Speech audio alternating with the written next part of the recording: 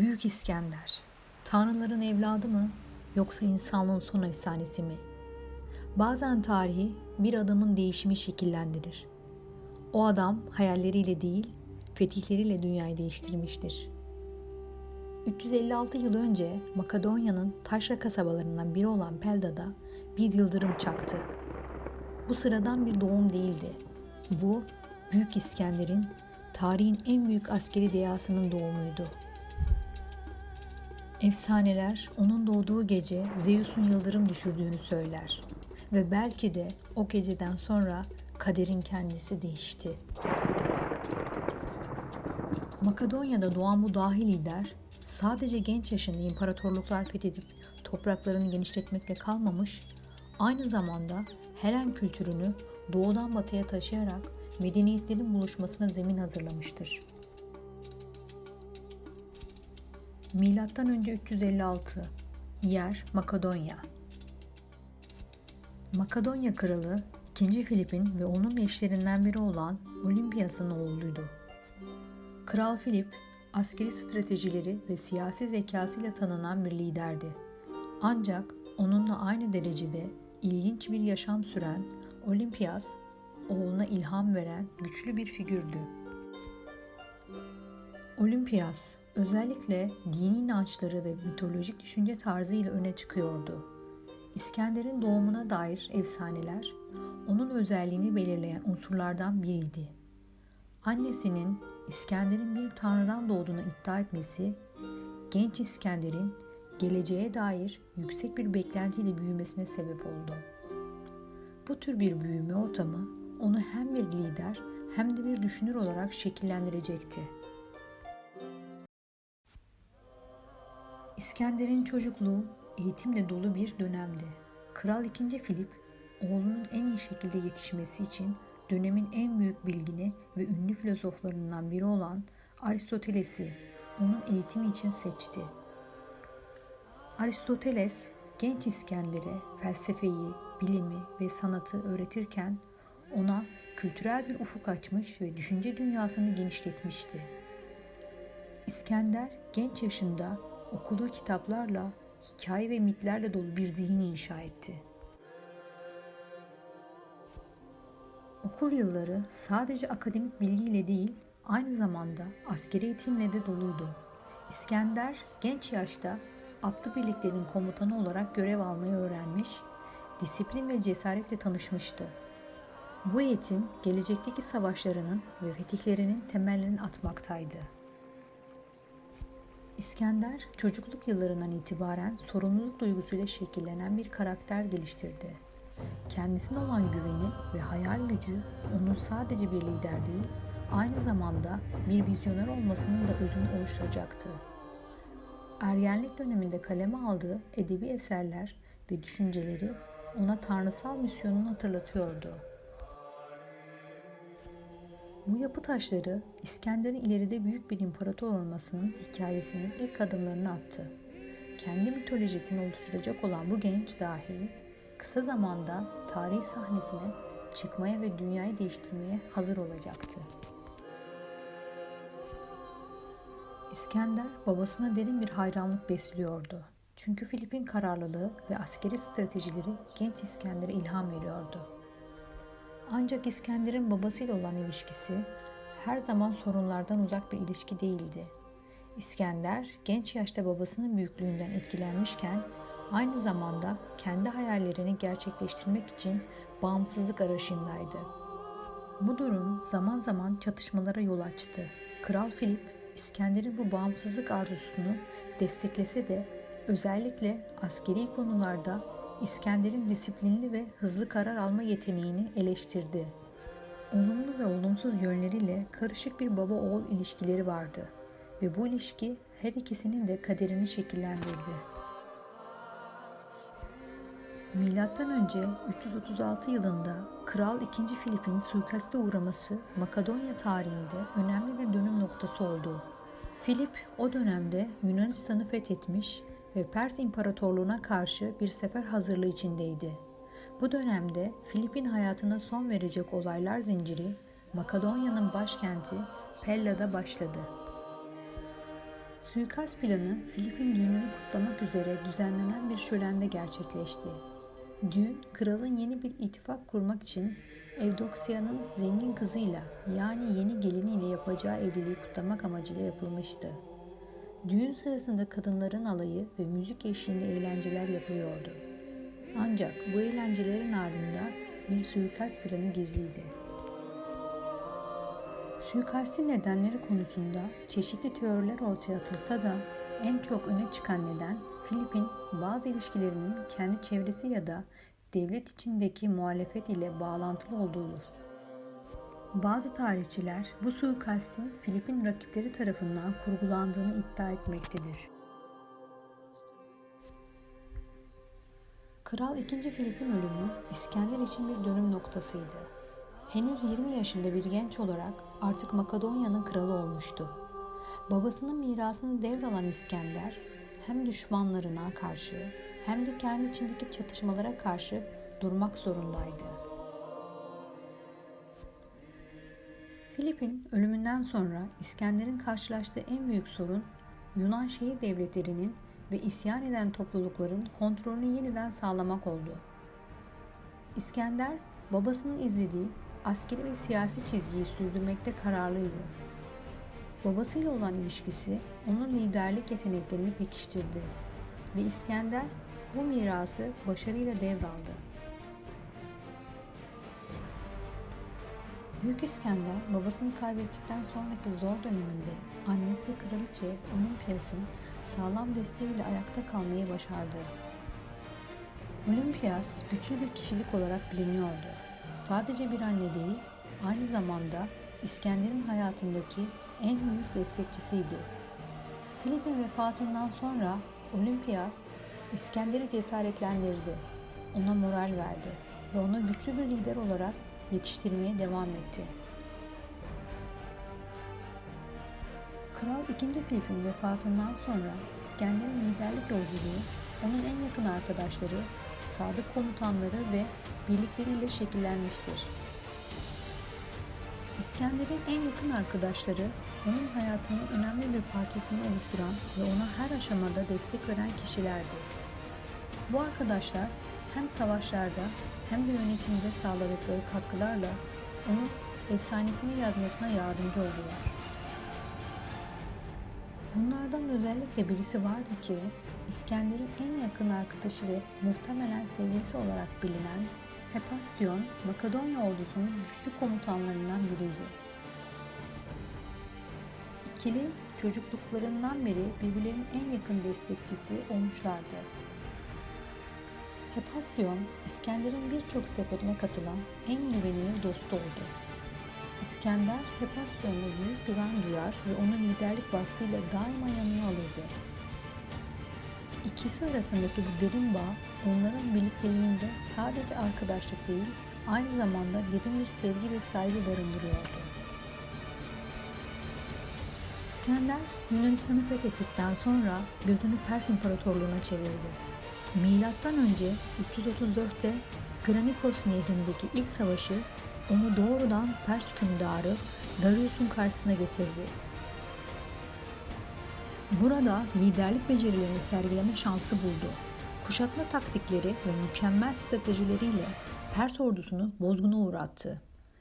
Granikos Savaşı, İskender'in kararlılığının ilk büyük göstergesiydi ve onun efsanevi kariyerinin başlangıcını simgeliyordu. İskender'in askeri dehasının temelinde Makedonya falangsı yatıyordu. Bu, uzun mızraklar ve ağır zırhlı askerlerden oluşan bir birlikti. İskender, askerlerinin cesaretini arttırmak için onları sıkı bir disiplinle eğitti. Falanks, düşmanın mevzilerine karşı güçlü bir duvar oluşturuyordu ve birlik içindeki düzen sayesinde düşman ordusunu boşa çıkartıyordu.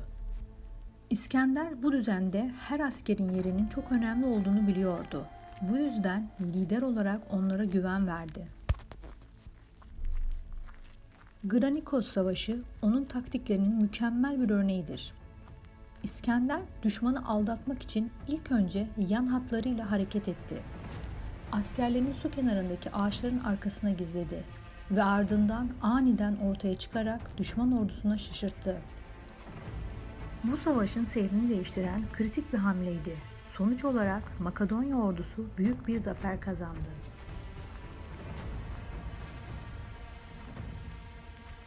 Zaferlerine devam eden İskender, M.Ö. 332'de Mısır'a doğru yol aldı. Mısırlılar İskender'i kurtarıcı olarak karşıladılar. Onun burada sergilediği davranış ve kararlılık, Mısır'ın birçok kentinde ona saygı duyulmasını sağladı. İskender, burada kutsal bir iş yapılmasına ve hiyerogliflerle yazılı bir dili öğrenmesine yardımcı olacak bir kültürel dönüşüm gerçekleştirdi. Bu seferin en simgesel alanlarından biri İskender'in Mısır'ın kutsal şehri Giza'nın yakınında yeni bir şehir kurmasıydı. Bu şehir ileride İskenderiye olarak bilinecek ve Akdeniz'in en önemli kültürel merkezi haline gelecekti.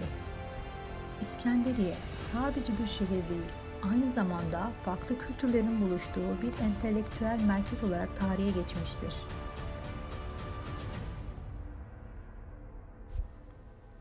İskender'in vizyonu yalnızca askeri zaferlerden ibaret değildi. O, fetih ettiği bölgelerde farklı kültürlerin bir araya gelmesini, bir uygarlık sentezini hayal ediyordu. Mısır'da kurduğu İskenderiye şehri bu düşüncenin en somut örneğidir. Burada Yunan, Mısır, Pers ve Hint kültürlerini birleştirerek bilim ve sanat açısından büyük bir merkez yaratmayı amaçlıyordu. İskender, dünyayı birleştirmenin, birlik beraberliğin ve kültürel etkileşiminin gücüne inanıyordu. Mısır, Pers İmparatorluğu ve Hindistan'a uzanan fetihleri sırasında İskender çok sayıda sorumluluk ve beklentiyle karşılaştı. Askerlerin lideri olan Kroim her alanda güçlü olmak zorundaydı. Ancak zaferlerinin yanı sıra halkına da adil bir yönetim sağlama sorumluluğuna sahip olduğunu biliyordu. Bu, onun hem içsel hem de toplumsal bir dönüşüm yaşamasına neden oldu. Birçok zafer kazandıktan sonra İskender kendi içsel huzurunu ve kimliğini aramaya başladı. Genç yaşta çok büyük bir ün kazanan İskender, tanrısallığını sorguladı. Hayatını değerlendirme ve içsel başarısını sağlama çabası onu daha derin bir ruhsal yolculuğa çıkmaya yönlendirdi. İskender kendini bir tanrı gibi görmenin ötesinde insanlık tarihine yön veren bir lider olmayı arzuluyordu. Hedeflerinin arasında tanrısal bir varlık olma imgesi de vardı. Bu nedenle fethettiği topraklarda kendisini Büyük İskender olarak anılacak bir efsane haline getirmek için çabaladı. Çift boynuz antik çağlarda gücün, otoritenin ve tanrısallığın sembolü olarak kabul ediliyordu. İskender'in bazen bu tür simgeleri benimsemesi onun imajını güçlendirdiği gibi kendisini tanrılarla ilişkilendirilmesine de olanak tanıdı. Boynuzlu tanrı figürleri, özellikle Mısır'daki Amon-Ra gibi tanrılar, geçmişte hükümdarları güçlü ve ilahi bir varlık olarak yüceltmek için sıkça kullanıldı. İskender Mısır'a gittiğinde Amon-Ra'nın tapınağını ziyaret etti ve kendisini tanrısal bir varlık gibi görmeye başladı. Burada çift boynuzu takarak hem Mısır'da hem de Yunan kültürlerinde kendisine derin bir anlam yüklemeye çalıştı. Bu ona yalnızca askeri bir lider olarak değil, aynı zamanda da bir tanrı olarak saygı kazandırmak içindi. Tarih boyunca İskender'in imajı bazen karanlık bir figürle ilişkilendirildi. Özellikle Deccal olarak anılması, toplumsal korkuların, inançların ve mitlerin bir yansımasıydı. İnsanlar güçlü liderlerin ve hükümdarların bazen kötü niyetli olabileceği endişesi taşırlar. İskender'in fetihleri onun hırsları ve gücünü pekiştirirken bazı toplumlar onu bir deccal gibi gördü. Bu algı doğası gereği güçlü fakat yıkıcı bir figür olarak algılanmasına neden oldu. Efsaneler zamanla insanların onu korkutucu bir varlık olarak görmesine yol açtı. Ancak bu İskender'in kendi ideallerini ve düşüncelerini gerçekleştirme arzusunu değiştirmedi. Onun bu tanrısal hırsı doğası gereği ona hem büyük bir güç sağlasa da aynı zamanda ağır bir yük de getirdi. Zamanla kendisini yarı tanrı olarak görmesi onun liderlik anlayışının karmaşık tarafını ortaya koydu. Her zafer onun için bir adım daha yukarıda tanrısallığa doğru bir yolculuk gibiydi. İskender fetihleri sonrasında yaptığı evliliklerle de tarih sahnesinde derin izler bıraktı. Milattan önce 327 yılında İskender, Baktrya prensesi Roxana ile evlendi. İlk olarak onu fethettiği topraklarda tanıdı ve güzelliğiyle büyülendi. Bu evlilik sadece romantik bir ilişki değil, aynı zamanda siyasi bir ittifaktı. Makedonya ve Baktrya arasındaki bağı güçlendirmek isteyen İskender, bu evlilikle doğudaki topraklarında sağlam bir destek aldı. Bu evliliğinden daha sonra ise M.Ö. 324 yılında İskender Pers kralı Darius'un kızı Steteria ile evlendi. Bu evlilik İskender'in Pers İmparatorluğu üzerindeki egemenliğini pekiştirdi. Steteria ile yaptığı ittifak Makedonların doğudaki fetihlerini destekleyecek güçlü bir siyasi temel oluşturdu. İskender bu evlilikte hem siyasi otoritesini artırmayı hem de Pers kültürüyle bütünleşmeyi amaçladı. Milattan önce 324'te Hephaistion aniden hastalandı. İskender onu kurtarmak için her şeyi denedi. Ancak ne yazık ki Hephaistion'un hastalığı kritik bir noktaya ulaştı ve beklenen mucize gerçekleşmedi. Hephaistion'un ölümü İskender'i sadece yas tutan bir lider yapmakla kalmadı. Aynı zamanda onu dibe vuran bir insana dönüştürdü. İskender büyük bir askeri deha ve cesur bir lider olmasına rağmen Hephaistion'un kaybı onu ruhsal olarak zayıflattı. Bir sabah İskender beklenmedik bir şekilde midesinde şiddetli ağrılar hissetmeye başladı. İlk başta bu durum yorgunluğa veya kötü bir yemekle alakalı olduğu düşünüldü. Ancak zaman geçtikçe belirtiler ağırlaştı. Günler geçtikçe İskender'in yavaş yavaş erimesi sadece bedenini değil aynı zamanda ruhunu da etkiledi. Büyük komutan savaş meydanlarında düşmanlara karşı cesurca savaşırken şimdi kendisine karşı bir savaşa tutulmuştu. Ne zaman çevresindekilerin yüzüne baksa kaybetme korkusu hissediyordu. İskender savaşlarının zorluklarıyla başa çıkmayı öğrendi ama bu seferki düşman kendisiyle yüzleşmek zorundaydı. Hastalık İskender'in ruhunu çürütürken imparatorluğun geleceği de belirsizliğe doğru sürüklendi. Arkadaşları, generalleri yaşadığı bu dehşet karşısında çaresizce onun başında bekliyordu. Ve böylece M.Ö. 323'te Büyük İskender hayata gözlerini yumdu. Ölümü pek çok teoriye ve efsaneye yol açtı. Bazıları onun malarya, diğerleri ise tifüs gibi hastalıklara yakalandığını söyledi. Ancak geride bıraktığı miras, fetihleri ve efsanesiyle birlikte yüzyıllar boyunca insanları büyülemeye devam etti. Eğer İskender'in muhteşem yaşamı sizi etkilediyse ve daha fazlasını öğrenmek istiyorsanız kanalımıza abone olmayı unutmayın. Fikirlerinizi yorumlarda bizimle paylaşabilirsiniz. Bir sonraki videoda görüşmek üzere. Hoşça kalın.